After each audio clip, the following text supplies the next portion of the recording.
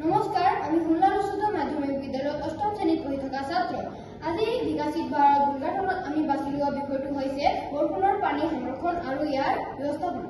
বৰষুণৰ পানী সংৰক্ষণ আৰু ইয়াৰ প্ৰয়োজনীয়তা হ'ল অসমকে ধৰি ভাৰতৰ বিভিন্ন প্ৰান্তত বাৰিষা কালত বানপানী আৰু খৰালিৰ কালত পানীৰ নাটনি এক গুৰুত্বপূৰ্ণ সমস্যা।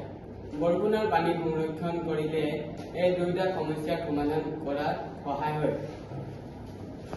বৰষুণৰ পানীৰ সংৰক্ষণ আৰু ব্যৱস্থাপনা মানে হৈছে ঘৰৰ পথ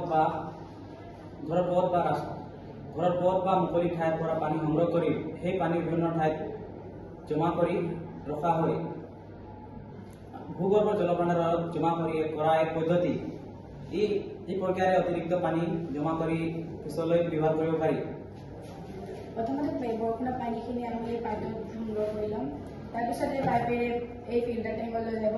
এই ফিল্টাৰ টেংকৰ পৰা পানীখিনি ফিল্টাৰ কৰি ল'ম আৰু ফিল্টাৰ কৰা পানীখিনি দি কিনে আমি